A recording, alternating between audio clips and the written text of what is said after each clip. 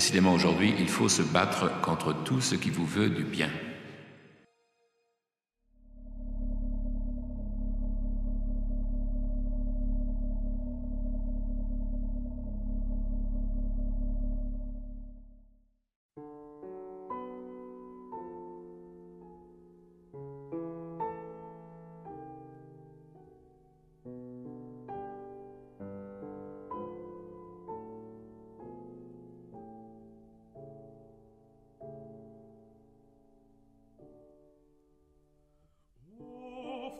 Jean Baudrillard se caractérise par une pensée ironique, jonglant avec les paradoxes et proposant des hypothèses inaperçues dévoilant l'aspect spectral des événements. Il n'a jamais opté pour un modèle idéologique particulier, tentant de cerner les failles de tel ou tel penseur et de comprendre le système dans lequel nous étions engagés. Cet hérétique par rapport à toutes les croyances a mis à mal toutes les grandes utopies qui ont émergé depuis des siècles. Comment aborder alors une pensée si singulière, le plus simplement possible, si l'on peut dire, à la fois sobre et sophistiquée?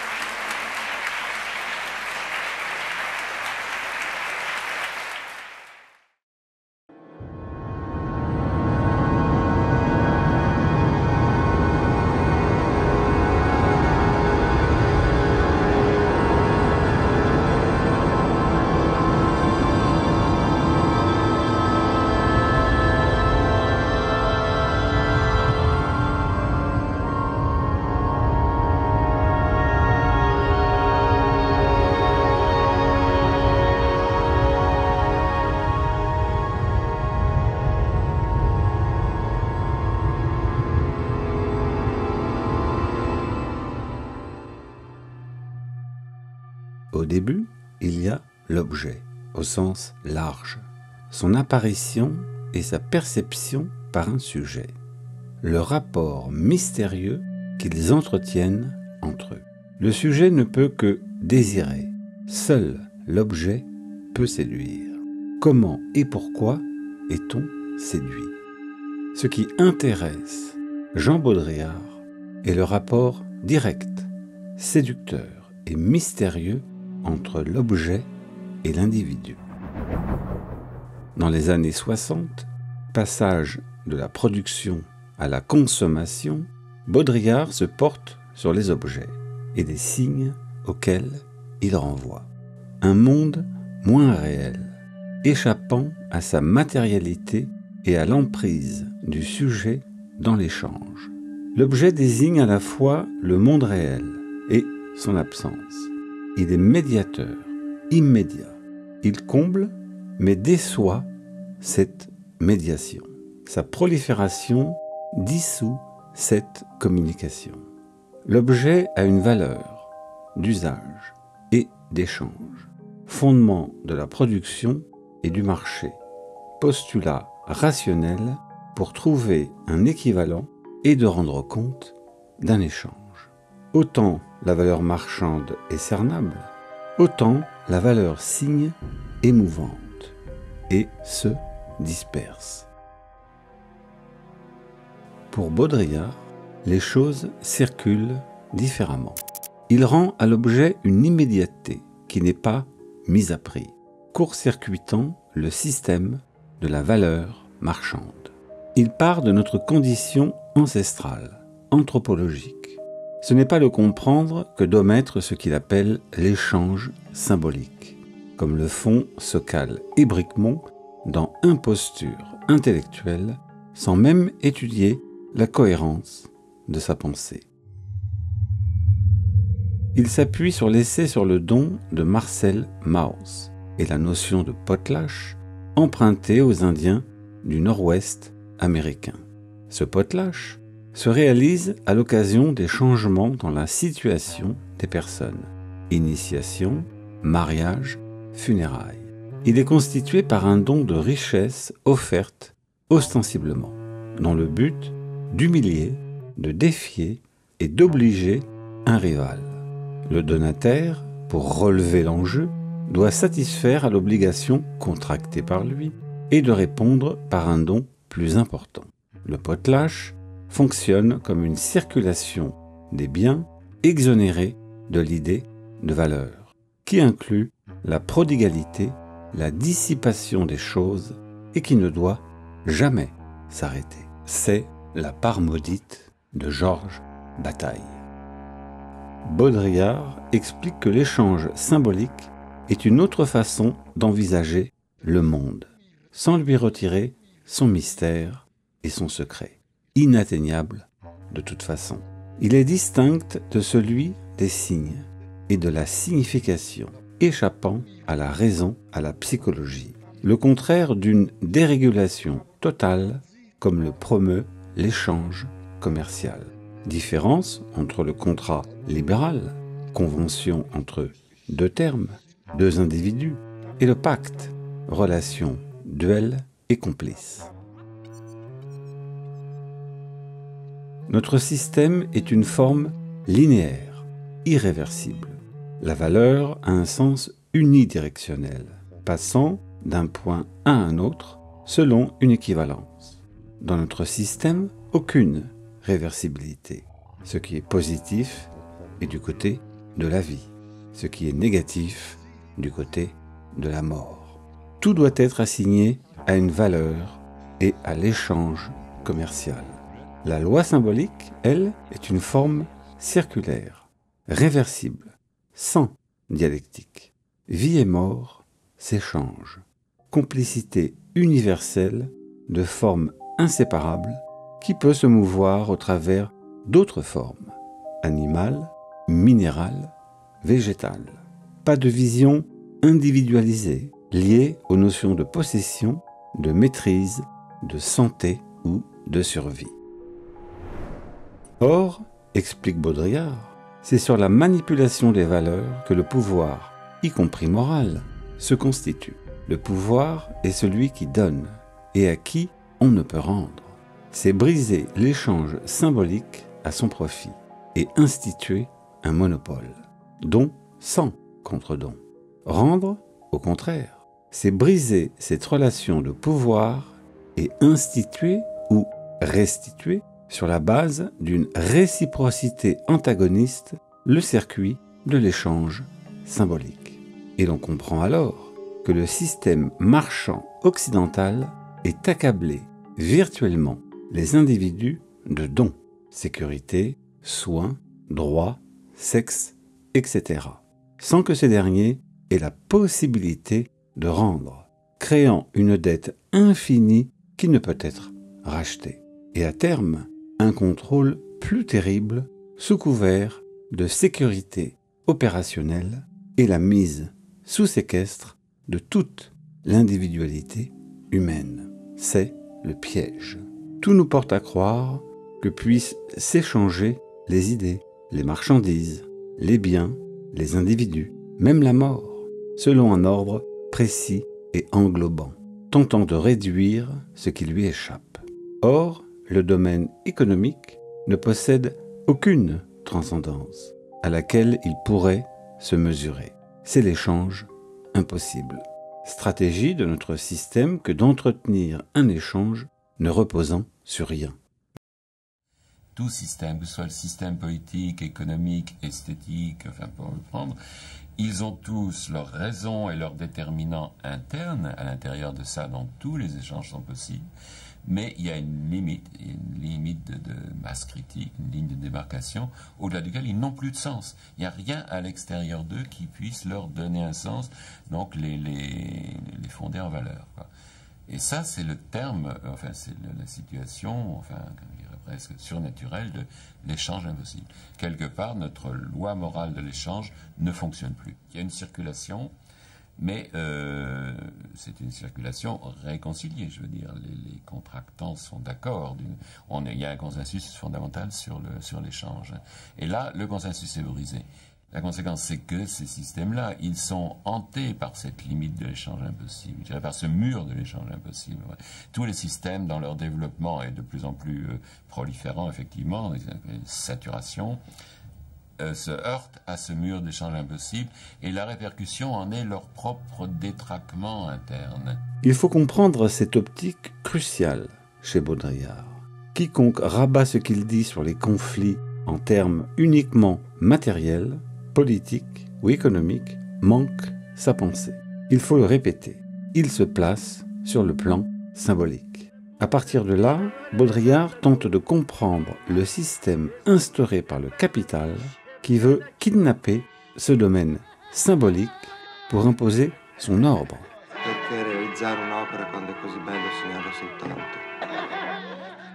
Y compris, au passage, liquider physiquement les communautés, les tribus, l'artisanat local. Montaigne, dans ses essais, écrit « Tant de villes rasées, tant de nations exterminées, tant de millions de peuples passés au fil de l'épée, et la plus riche et belle partie du monde bouleversée pour la négociation des perles et du poivre. Mécanique, victoire. » Ceci est irréfutable. Meurtre et massacre de masse, génocide comme celui des Indiens, ségrégation raciale, terreur au besoin comme Hiroshima et Nagasaki.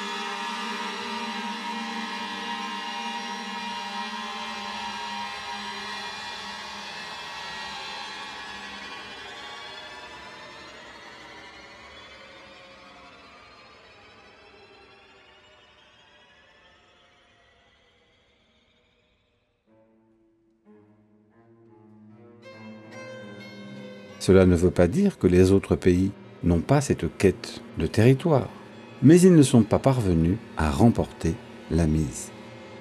Non seulement le processus capitaliste est parvenu à un développement technologique sans limite par le pillage et le colonialisme, mais il est devenu la frénétique locomotive entraînant toutes les autres cultures à son mode de production. À l'aube de la modernité, le genre humain s'est trouvé aspiré par une vitesse de libération et d'émancipation qui l'emporte au-delà de lui-même. Comme Marx, qui pensait que ce système voulait se répandre au monde entier, Baudrillard s'oppose à ce world processing, qui à terme consommera toute la réalité, critiquant la prétention de notre culture à imposer son mode de vie à toute la planète. Dans l'agonie de la puissance, il écrit « Le discours de l'universel décrit donc une spirale tautologique. Il est tenu par l'espèce qui se tient pour supérieure à toutes les autres, et, à l'intérieur de cette espèce, par une culture qui se pense supérieure à toute autre, et, dans cette culture, par une minorité qui se tient pour détentrice des fins morales et universelle et qui constitue une véritable féodalité démocratique. C'est le problème des universels, explique Baudrillard. La religion fut un universel, comme les idéaux humanistes de liberté et d'égalité, les droits de l'homme. Nul retour en arrière chez lui. Ce qui est fini est fini. Il n'a jamais cru à cette injonction humaniste. Slogan utile comme affiche démocratique de la société d'abondance où le droit signifie un dépérissement de.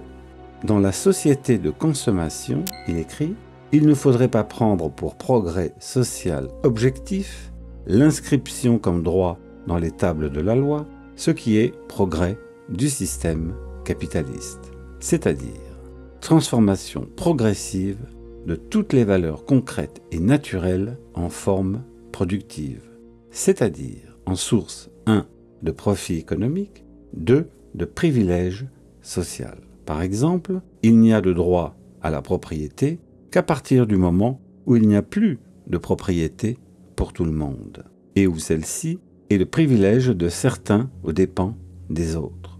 De même, le droit au travail n'appartenant plus en propre aux individus. Baudrillard remet en cause cette logique culturelle en société bourgeoise, qui s'est toujours fondée sur l'alibi démocratique des universels. Aujourd'hui, l'universel prend l'évidence des besoins humains et des biens matériels et culturels. C'est l'universel de la consommation. Vous avez le droit. Droit à la santé, Vous avez le droit. à l'espace, Vous avez le droit. à la beauté, Vous avez le droit. aux vacances, Vous avez le droit. au savoir, à la culture, Vous avez le droit. au sexe. C'est ça, être banque et citoyenne. La Banque Postale. Jusqu'au XIXe siècle, époque de pénurie, l'individu avait encore un rapport concret à l'objet, en inventant localement une autre scène avec lui.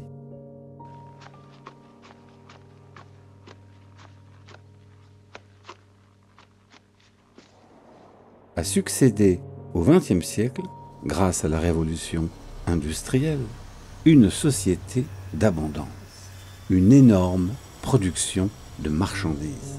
Dès lors, tout a changé dans notre rapport au monde. Un nouvel ordre social s'instaure à l'ère des masses. Dans la société du XXe siècle, l'excès de signes et de sens provoque un effacement de la réalité, notamment par le circuit des médias et de l'inflation des images. Nos utopies émancipatrices proviennent de la production, car il y a une complicité affichée entre l'universel et le capitalisme marchand. Dans le miroir de la production, il analyse comment le marxisme et Marx lui-même ont été incapables de dépasser le système de l'économie politique. Car la pensée critique du mode de production ne touche pas au principe de la production, ce qui implique une lutte des classes fantasmée, qui remettrait le système à l'endroit tout en restant dans la production sous forme de libération et d'émancipation de toutes les énergies qui prétendront à l'universel. Le stade ultérieur qui se profile à travers cette gratuité mystérieuse est l'assignation de toute chose au prix et au marché. En effet, c'est la marchandise qui a triomphé. Il y a là une emprise invisible, celle d'un libre-échange total, d'un branchement universel. Sous couvert de promouvoir une liberté individuelle, ce droit est devenu une obligation de jouissance. Gilles Deleuze, dans les années 70, a posé la déterritorialisation du désir et sa prolifération rhizomatique pour contrarier le capitalisme, alors que c'est précisément là où ce dernier aboutit aujourd'hui. Il peut donc se répandre habilement par l'affichage des valeurs du bien et de l'amour, de la compassion obligatoire, valeurs de synthèse qui obligent par un chantage induit à soumettre quiconque tente de les critiquer en prenant appui sur l'égoïsme rationnel, le subjectivisme extrême. Baudrillard écrit « Le pouvoir des autres de disposer de votre vie est un abus, mais le droit et le devoir pour chacun de disposer de soi-même est plus dangereux encore. » C'est ainsi que la servitude volontaire s'est métamorphosée en son contraire. L'injonction de désir, l'injonction de liberté et de choix qui en est la forme achevée. La volonté est piégée par la liberté illimitée qui lui est donnée, et elle y consent de par l'illusion d'une détermination propre, ce qu'on appelle le ressenti, qui a envahi tous les domaines. Stratégie du baiser du vampire, l'hégémonie.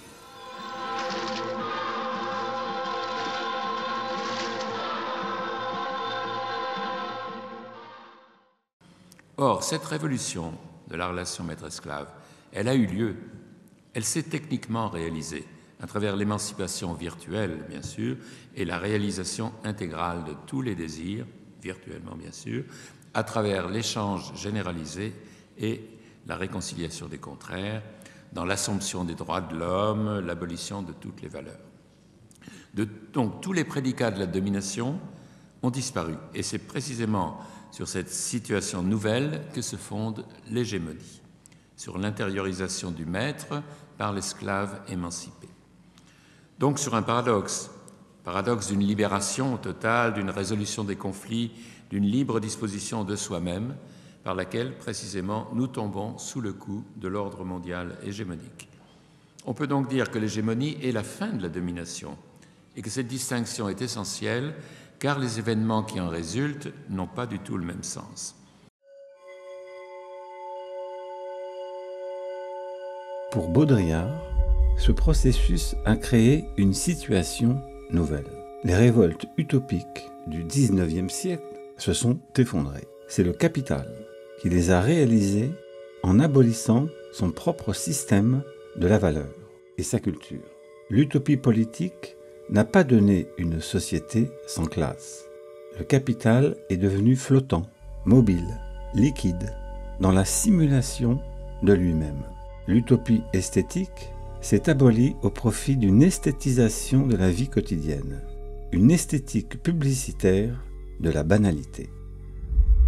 L'utopie sexuelle a vu l'autonomisation des signes du sexe, ouvrant sur une promiscuité, une virtualisation et une indifférence sexuelle. L'utopie du savoir n'a pas atteint la vie elle-même, mais a échoué comme une baleine dans l'excès et la communication. La leçon qu'il en tire est que les événements ne s'accomplissent pas dans leur évolution, comme tout système en surchauffe, se détruit comme anéanti par ce qu'il accomplit même. Ce que Baudrillard appelle réversibilité. Sur leur route, tel un ruban de Mobius, les choses se réalisent à l'inverse de ce qu'elles prétendaient faire advenir. Le temps avance en ligne droite, et non en boucle. L'homme ne peut être heureux puisque le bonheur est désir de répétition. Alors, pour résumer cette évolution, je dirais le passage de la domination à l'hégémonie est marqué par un triple saut périlleux, par un triple sacrifice. Le capital se retourne contre lui-même dans le sacrifice de la valeur, le pouvoir se retourne contre lui-même dans le sacrifice de la représentation, et le système tout entier se retourne contre lui-même dans le sacrifice de la réalité. Tous les trois sautent en quelque sorte par-delà leur ombre. L'ombre du capital, c'est la valeur, l'ombre du pouvoir, c'est la représentation, l'ombre du système, c'est la réalité. Chacun passe au-delà de tout cela, dans un hyperespace qui n'est plus ni économique, ni politique, ni réel, mais qui est celui de la sphère hégémonique.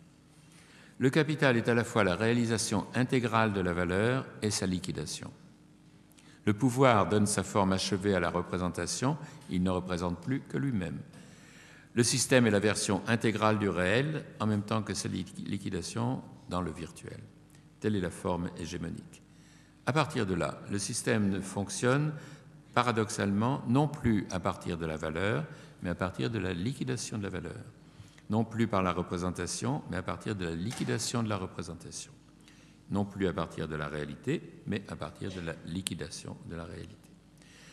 Le système joue la dérégulation dans tous les domaines. Dérégulation de la valeur dans la spéculation, dérégulation de la représentation, dans les diverses formes qu'on connaît bien de manipulation, de sondage, de réseaux parallèles, etc. Et la dérégulation de la réalité dans l'information, dans les médias et la réalité virtuelle. Donc, tout ce au nom de quoi s'est exercée la domination traditionnelle est résiliée, sacrifiée. La nouvelle stratégie est celle de l'autodafé des valeurs, de tout le système de valeurs, celle du reniement de ses propres principes. Et à partir de là, du coup, immunité totale. On ne peut plus faire échec au système au nom de ses propres principes, puisqu'il les a sacrifiés et abolis lui-même. Donc c'est la fin de la négativité critique et c'est le règne de l'hégémonie.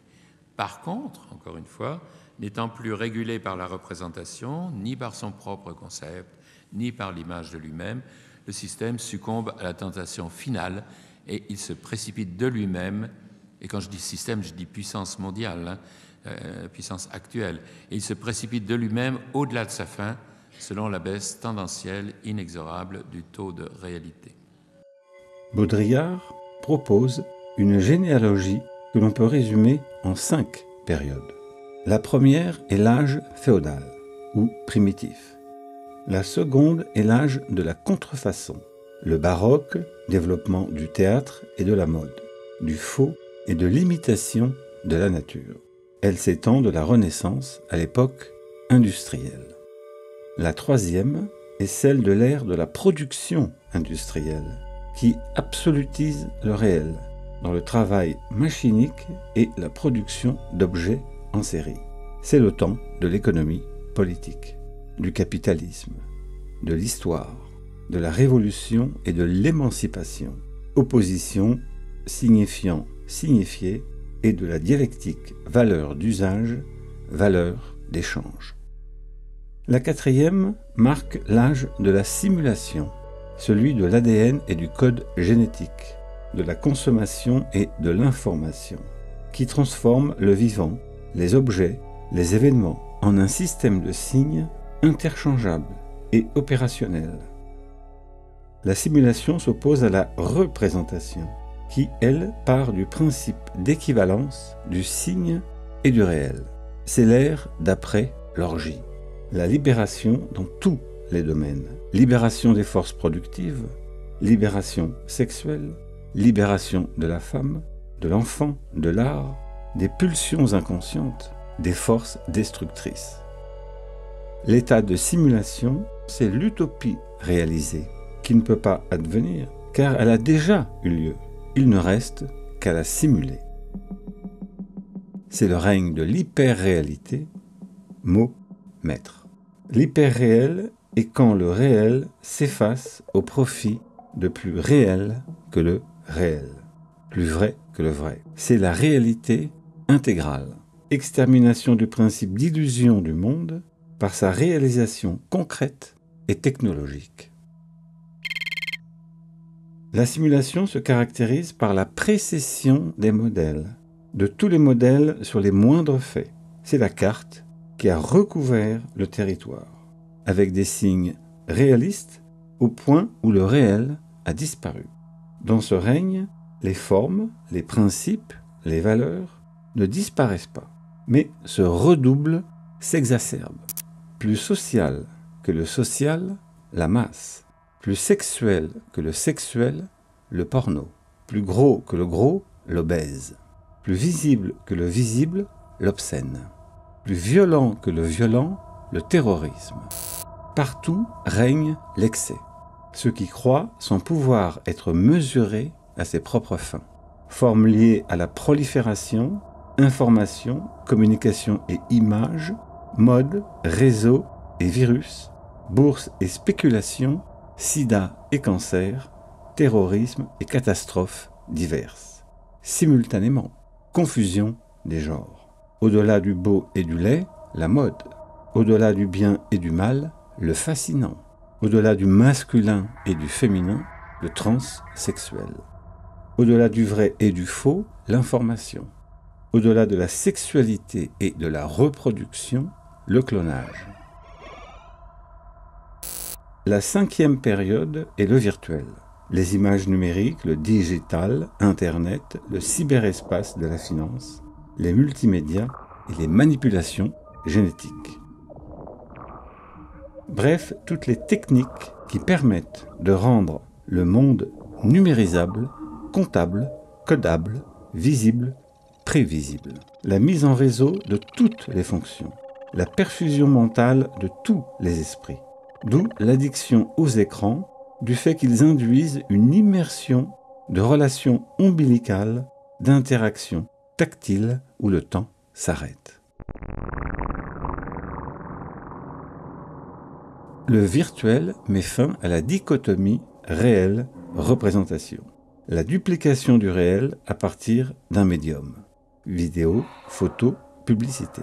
En cela, il constitue la création d'une nouvelle réalité. Délestant l'individu dans son rapport au monde, le numérique ou l'image de synthèse ne sont pas des simulacres, puisqu'il n'y a plus de réel dont il soit le signe. Dans la simulation, il restait l'ombre d'une signification perdue, une vision du réel en filigrane.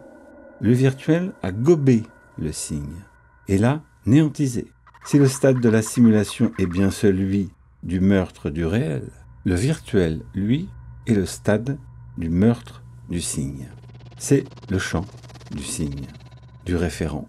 Le virtuel est homogénéisé, numérisé, opérationnalisé, parfait, contrôlable et non contradictoire. Il est ce qui tient lieu de réel, dans la mesure où il accomplit le monde dans sa réalité définitive. Il n'est plus question de valeur, mais de mise en information, de mise en calcul, d'une computation généralisée. Le virtuel sera l'horizon du réel. La révolution technologique mène à la question « suis-je un homme ou une machine ?» La révolution génétique mène à la question « suis-je un homme ou un clone ?» La révolution sexuelle mène à la question « suis-je un homme ou une femme ?» La révolution politique mène à la question de ce que l'homme peut attendre, ce qu'il est, ce qu'il fait.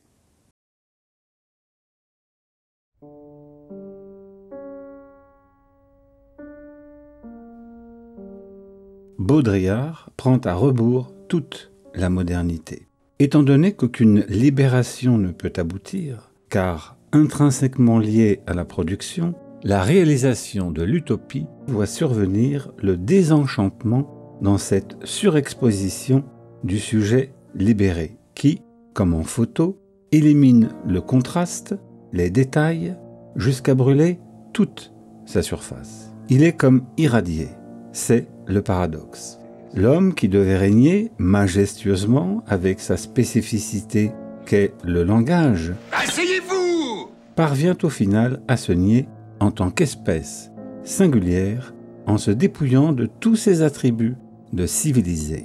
Un peu comme un invité que l'on a convié avec allégresse qui se retrouve au banquet et constate que le repas, c'est lui. C'est le piège, qui protège tout en ayant une emprise totale sur les individus. Les dons et le confort installés ont rendu les individus apathiques et autosatisfaits d'eux-mêmes. On peut revoir Playtime de Jacques Tati avec ce monde sécurisé à mort, quadrillé, touristifié jusqu'à la nullité, un étrange mélange de parcs d'attractions et de camps de concentration. Voir aussi les photos de Martine Parr et de ce qu'on peut faire aux êtres humains.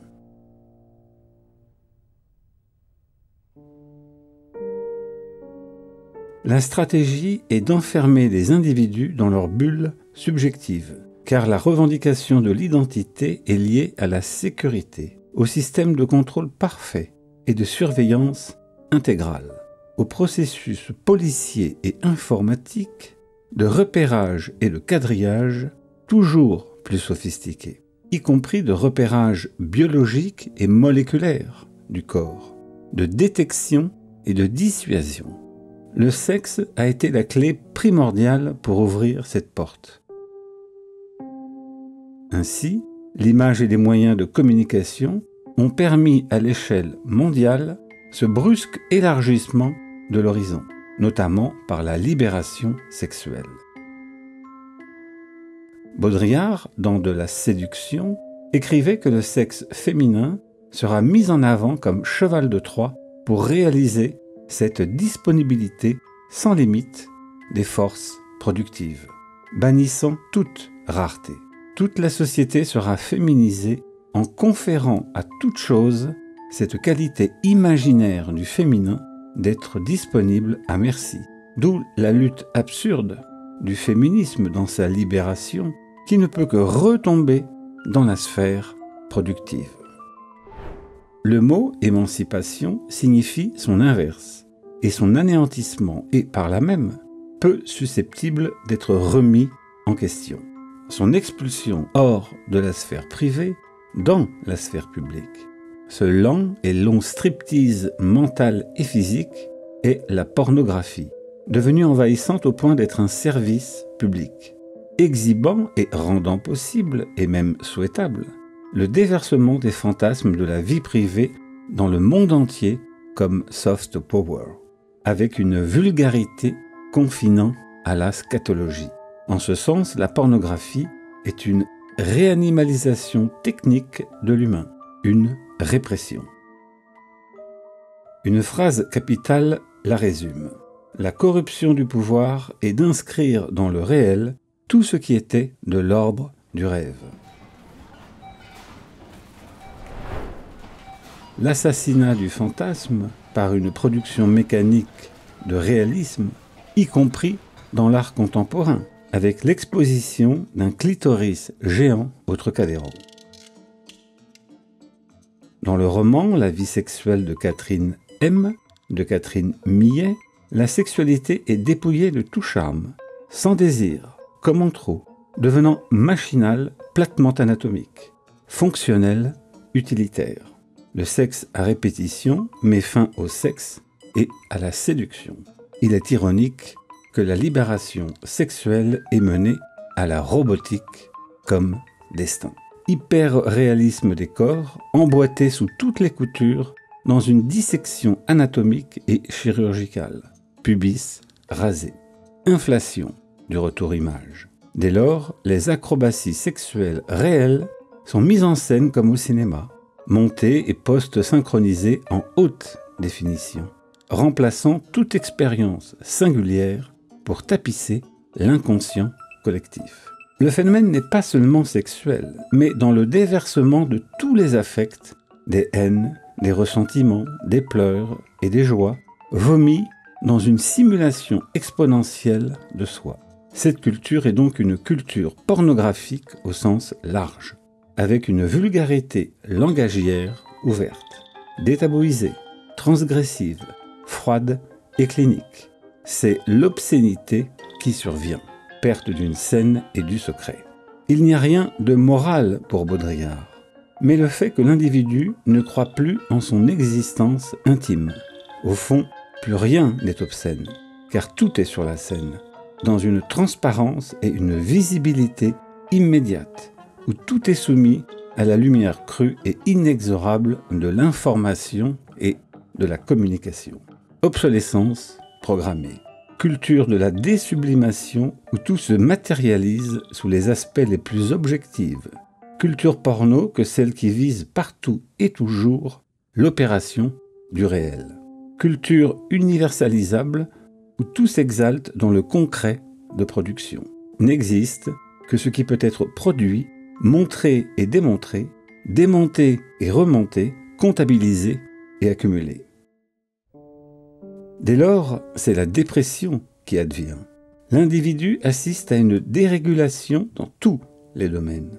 Les réseaux provoquent la désaffection de soi et des autres, vainement réenchantés par des simulacres. Convivialité, partage, amour obligatoire, ouverture d'esprit à sens unique. Un exemple, le free hug, simulation de la tendresse qui a disparu, à l'égal d'un amputé qui croit que son membre fantôme existe encore, ou les applications de rencontres qui rendent opérationnelles et prévisibles les relations qui s'abolissent dans un rapport technique semblable à l'expérience de la clé USB transférée chez les humains.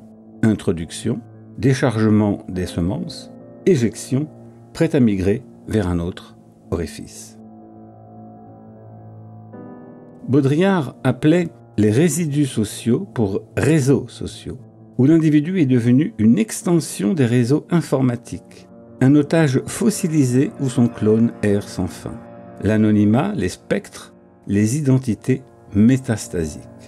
Comme les hommes, en hibernation dans 2001, l'Odyssée de l'espace de Stanley Kubrick, sous l'œil implacable de Hal, êtres de synthèse qui ne trouvent plus de joie dans leur environnement concret et immédiat et répandent, s'imitant les uns les autres, leur joie ou leur malheur dans une exhibition narcissique proliférante. Twitter a enfermé les personnes dans un monde parallèle, une bulle virtuelle, numérique, pendant que le pouvoir opère ses désastres dans la réalité.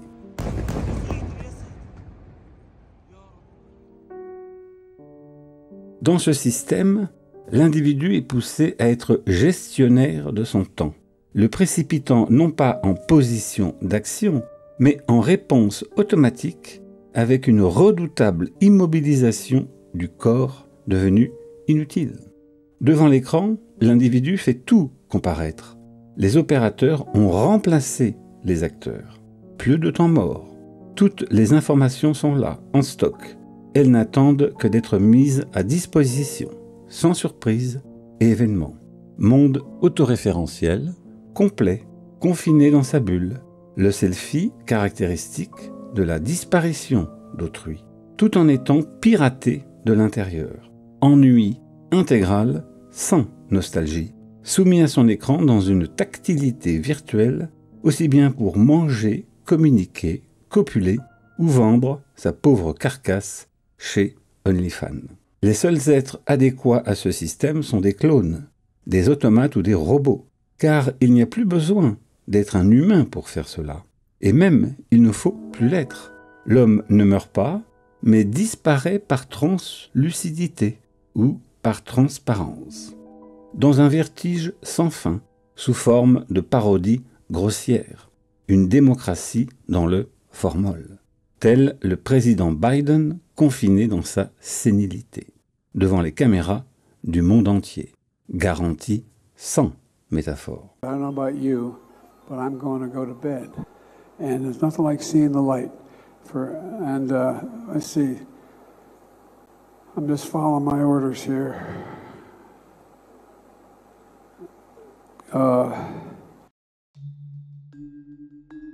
Notre système de représentation politique s'est effondré, constate Baudrillard.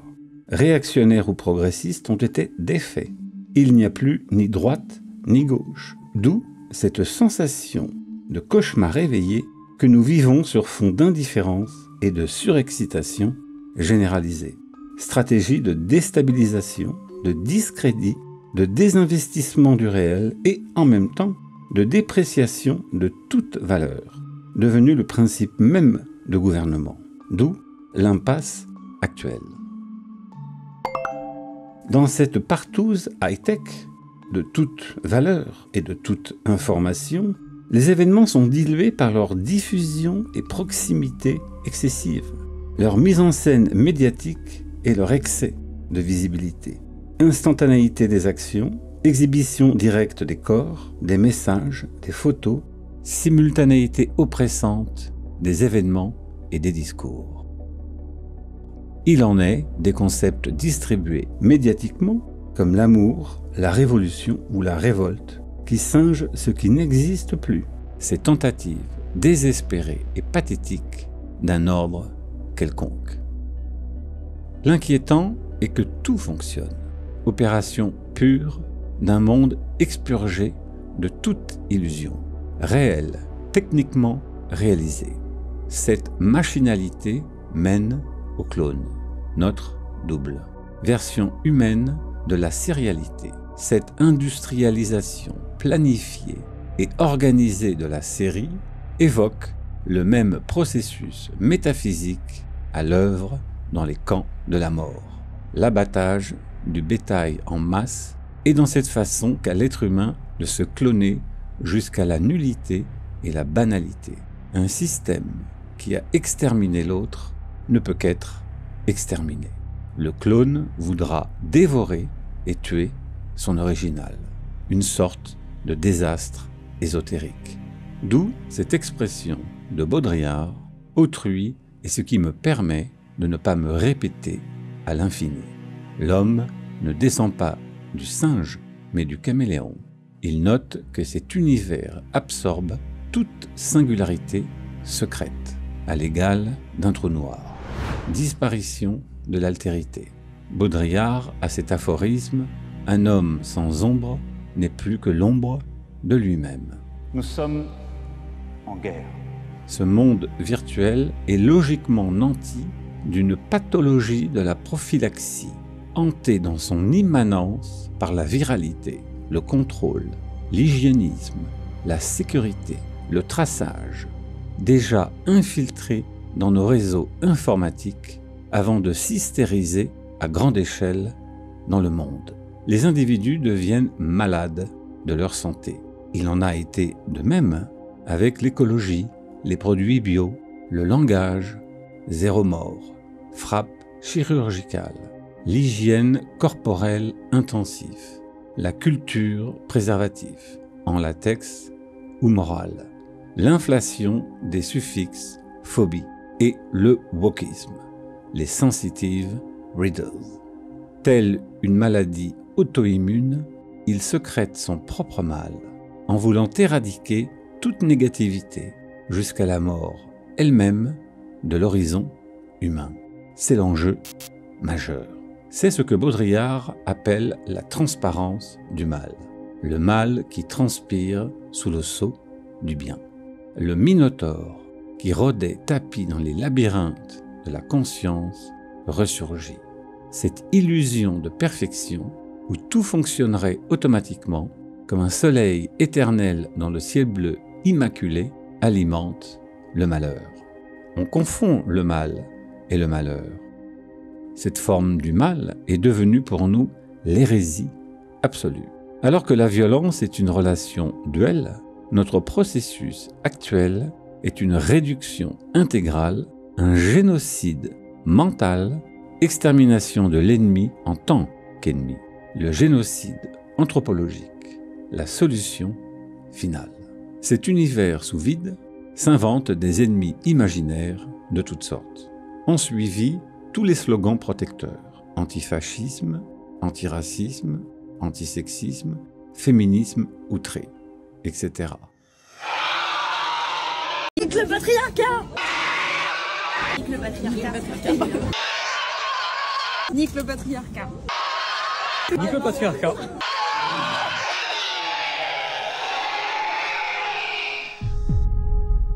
Avec la cohorte de lois censées protéger les individus de la moindre attaque dans cette pathologie de la surprotection, alors qu'elles ne font que propager et enflammer l'épidémie haineuse des individus entre eux dans leur exhibition publique, sexe et couleur de peau, notamment par l'intermédiaire des réseaux sociaux, qui prolifèrent comme des métastases par le chantage des associations subventionnées par le système, incapables d'assumer leurs particularités dans l'intime et le secret. Le système de valeurs marchand peut les récupérer en jouant d'un chantage victimal d'une société à déresponsabilité illimitée. Ce management radical de la prophylaxie est en lui-même terroriste.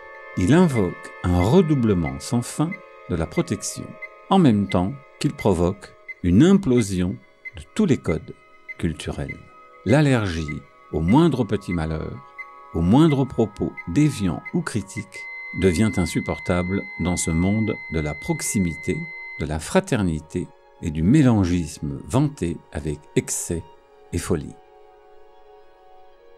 Ironiquement, la réversibilité l'atteint de plein fouet. Distanciation sociale, contrôle sanitaire délirant, hygiénisme galopant au point d'avoir satellisé la mort elle-même devenue inenvisageable. Le transhumanisme, vaincre la mort, ne naît pas par hasard au même moment, promu par les GAFAM et autres Klaus Schwab. Nous sommes tout autant protégés que démunis. Or, si les individus étaient capables de mettre en jeu leur propre mort, le pouvoir serait tétanisé. Mais comment le peuvent-ils sans perdre leur illusion de protection? C'est ainsi que le pouvoir les contrôle. Il ne tue pas, maintient en vie, mais sous la contrainte et le chantage doux mais implacable.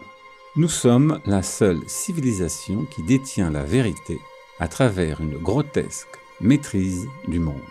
Transformer le monde, c'est le finaliser, le parfaire, l'objectiver, alors que le monde est au départ incertitude, mystère. Se construire un monde virtuel parfait pour faire l'impasse du monde réel. C'est le crime parfait, sans cadavre ni assassin physique. la perfection est le crime même. À l'illusion tragique du destin, nous préférons l'illusion métaphysique du sujet et de l'objet, du vrai et du faux, du bien et du mal, du réel et de l'imaginaire. Mais dans une phase ultime, nous préférons encore l'illusion virtuelle, celle du ni vrai ni faux, du ni bien ni mal, celle d'une indistinction du réel et du référentiel, celle d'une reconstruction artificielle du monde, où, au prix d'un désenchantement total, nous jouirons d'une immunité totale.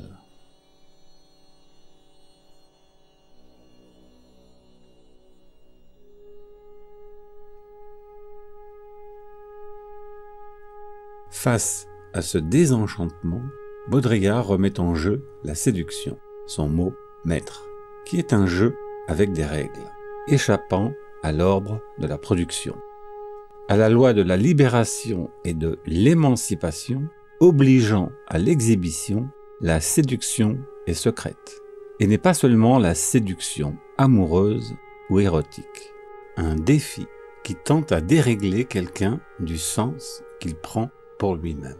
Tentative de détourner les objets de cette valeur, de leur réalité, pour les vouer au jeu des apparences, à leur échange symbolique.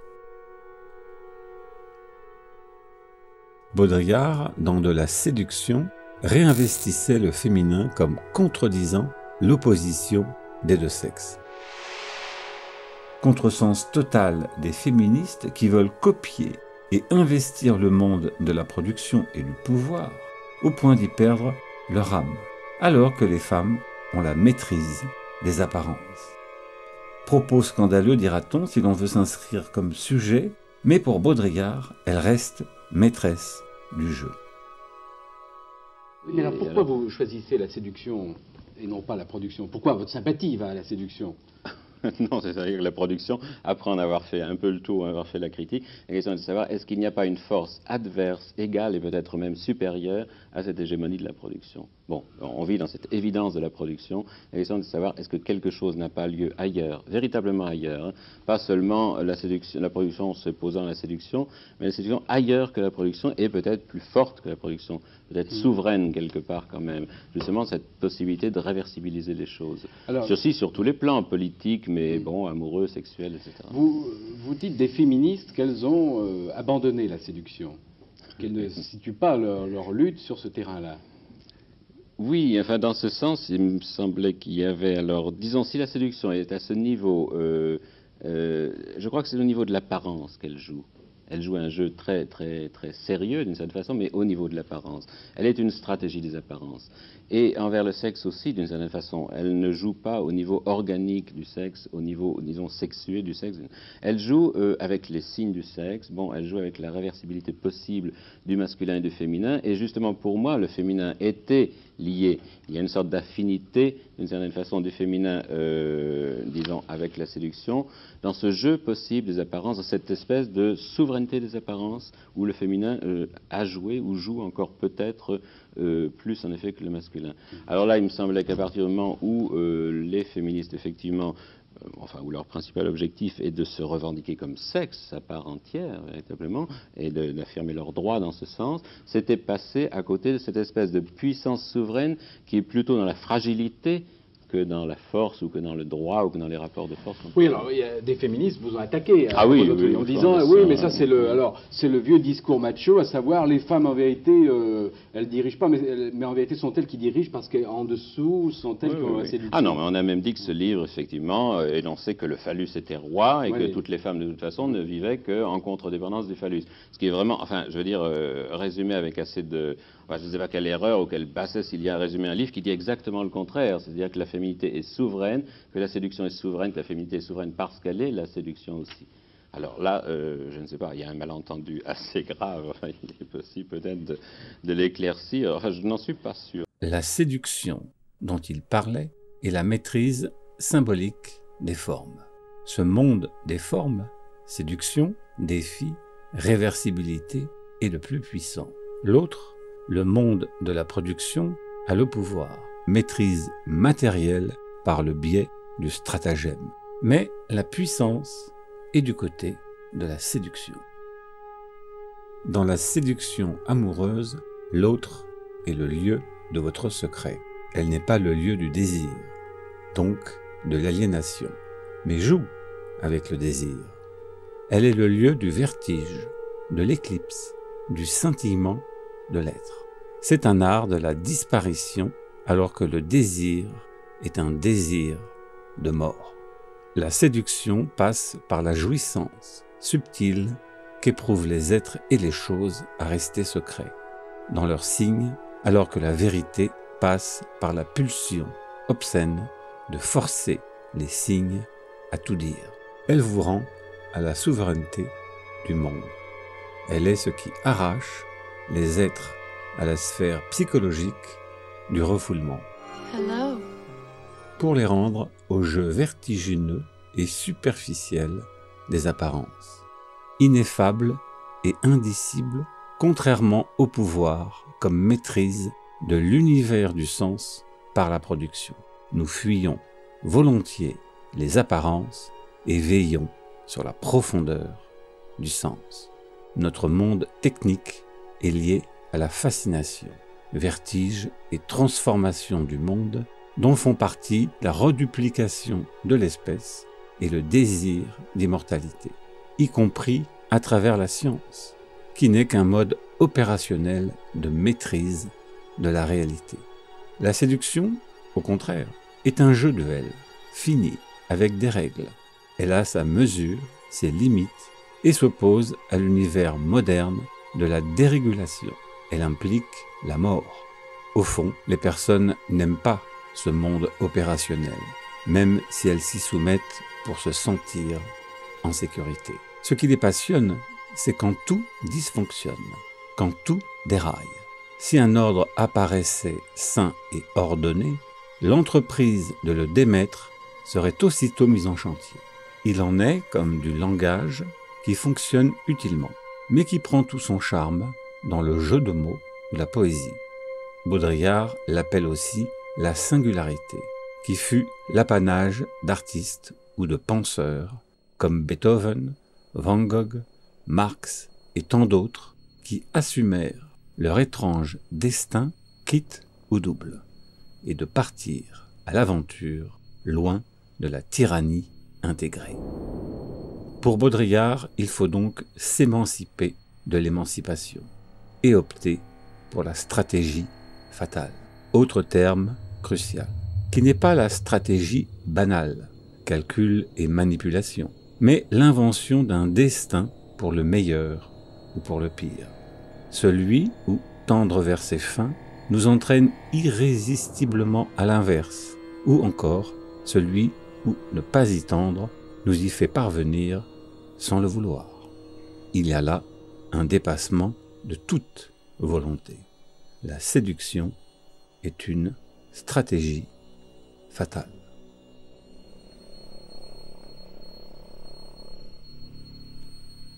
Cette vision symbolique, Baudrillard l'étend à la situation globale. L'enjeu est devenu mondial à l'heure des échanges généralisés. L'Occident veut se répandre sur toute la planète par ce chantage à l'amour et à l'ouverture et joue comme une vitrine marchande, un aimant attirant la limaille de fer, ce qu'on appelle l'inclusivité. Jean Baudrillard pose alors le problème d'une façon radicale. Le plus grand danger, selon lui, est le word processing. Toutes les autres formes de violence réactionnelle, les intégrismes de tout poil, les totalitarismes, les fanatismes religieux et ethniques, toute cette violence visible et spectaculaire qui culmine dans le terrorisme, est moins meurtrière que celle invisible et tentaculaire du processus mondial inexorable, du world processing. C'est dans cette perspective qu'il faut comprendre le terrorisme ou l'islamisme. Notre potlatch à nous, c'est celui de l'indignité, de l'impudeur, de l'obscénité, de la liquidation de toutes les valeurs. C'est le sacrifice délibéré de tout ce par quoi une culture ou un être humain garde quelques valeurs à ses propres yeux. Je dirais, pour résumer, c'est le défi de la nullité. Toute notre culture va dans ce sens, et c'est là où nous faisons monter les enchères. Notre vérité est toujours du côté du dévoilement, de la désublimation, de l'analyse réductrice. C'est la vérité du refoulé, de l'exhibition, de l'aveu, de la mise à nu. Rien n'est vrai que s'il est désacralisé, objectivé, dépouillé de son aura, traîné sur scène. Donc, indifférenciation des valeurs, mais aussi indifférence à nous-mêmes. Si nous ne pouvons pas mettre en jeu notre propre mort, c'est que nous sommes déjà morts. Et c'est cette indifférence et cette abjection que nous lançons aux autres, au reste du monde, comme un défi. Le défi de s'avilir en retour, de nier leurs propres valeurs, de se mettre à nu, de se confesser, d'avouer, bref, de répondre à notre nihilisme par un nihilisme égal au nôtre. Et nous essayons bien de leur arracher tout cela de force, par l'humiliation dans les prisons d'Abu Ghraib, par exemple, ou par l'interdiction du voile dans les écoles, etc. Mais ça ne suffit pas à notre victoire.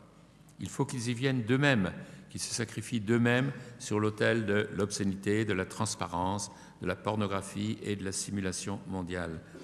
Qu'ils perdent leur défense symbolique et prennent eux-mêmes le chemin de l'ordre libéral, de la démocratie intégrale et du spectaculaire intégré.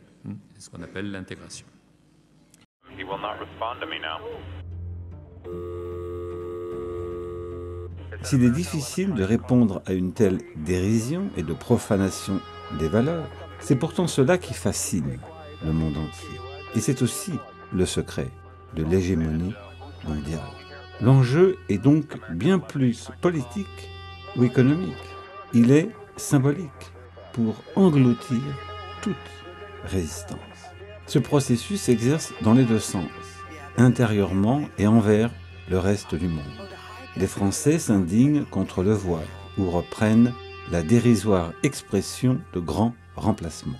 Ennemi commode, créé de toutes pièces pour faire oublier d'une part que ces Français ont voté pour des dirigeants qui ont promu cette immigration forcée, spoliant leur pays, afin de jeter ces immigrés en pâture au cœur du système.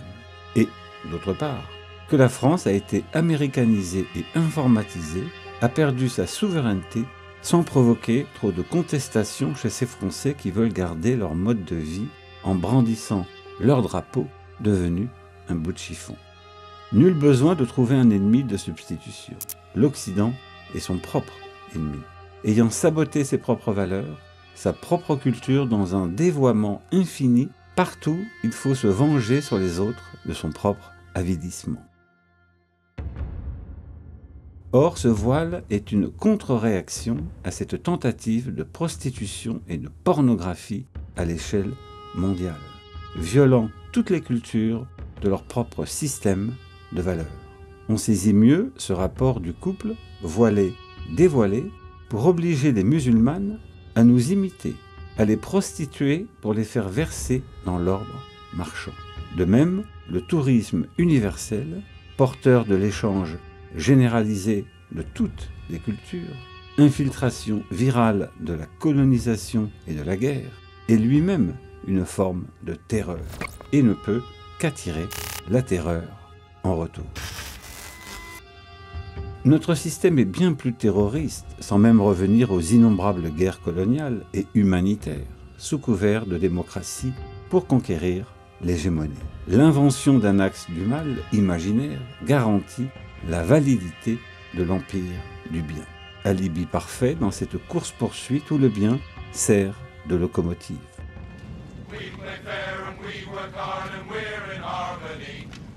M-I-C-K-E-Y-M-O-U-S-E, Mickey Mouse, Mickey Mouse, Mickey Mouse, Mickey Mouse. Forever let us hold our banner high, high, high, high. Boys and girls from far and near, you're welcome as can be. M-I-C-K-E-Y-M-O-U-S-E.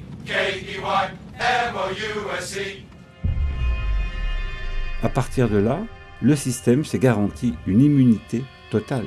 Le mouvement vers l'éradication du mal, purification ethnique de la réalité sous le signe du bien, transmute toute opposition en terrorisme, tombant sous le coup de l'axe du mal. Fin de la négativité critique. C'est l'écriture automatique du mal. Le mal absolu qui naît, paradoxalement, de la tentative de l'éradiquer.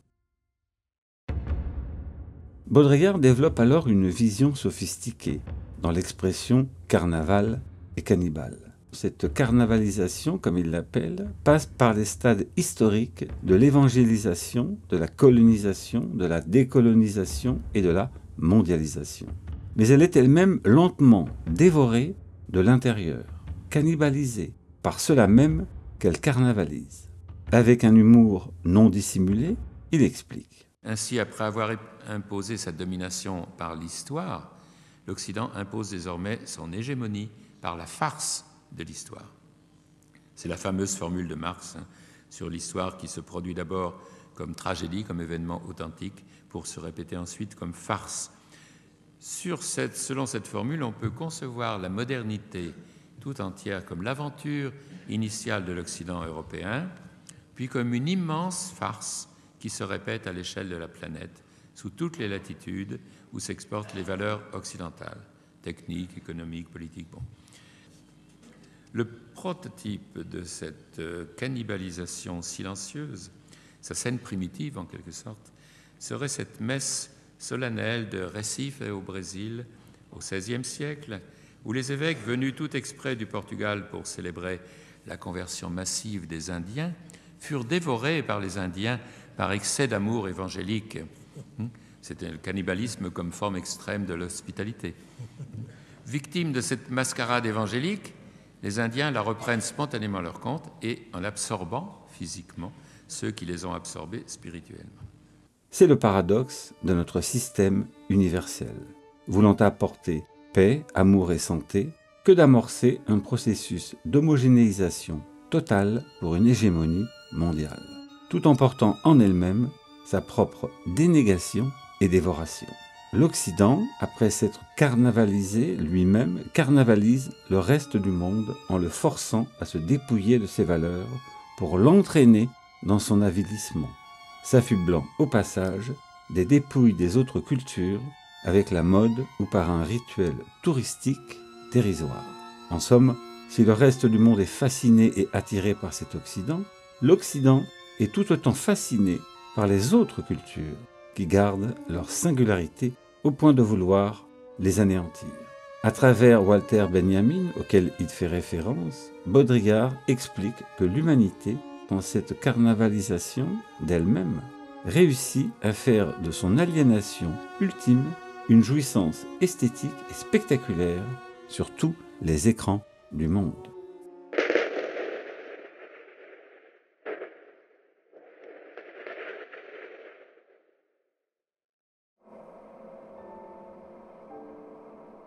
Une telle finalité réalisée, nous pouvons enfin nous retirer. Or, il ne saurait y avoir de perfection du monde naturel. Et l'être humain est une dangereuse imperfection. Si le monde doit être parfait, il faut le fabriquer. L'homme s'y attache obsessionnellement, car s'il veut gagner cette sorte d'immortalité factice, s'expulser de lui-même sur une orbite artificielle, où il pourra graviter éternellement, il faut souhaiter un événement qui le fasse dérailler dans cette solution finale technicisée. Existe-t-il une radicalité positive face à un système nihiliste qui a la puissance de tout absorber? Est-il réalisable d'amener le système au point où il crée lui-même l'incident? Est-ce là le fin mot de l'histoire? Il est possible que ce processus unique et irréversible soit travaillé de l'intérieur par la dualité et la réversibilité, car tout monopole est instable, voué à se dédoubler ou à se fracturer. Les apparences, elles, sont immortelles, invulnérables au nihilisme, au sens ou au non-sens, là où commence la séduction. Ou alors peut-être que toute l'histoire humaine n'a été qu'une étape pour retourner à son point de disparition, comme un fantasme d'un monde qui fonctionnerait sans lui. La tentation de voir le monde en son absence, exempte de toute volonté humaine, trop humaine, crime sans châtiment. là où serait assassinée la séduction, mais aussi la mélancolie.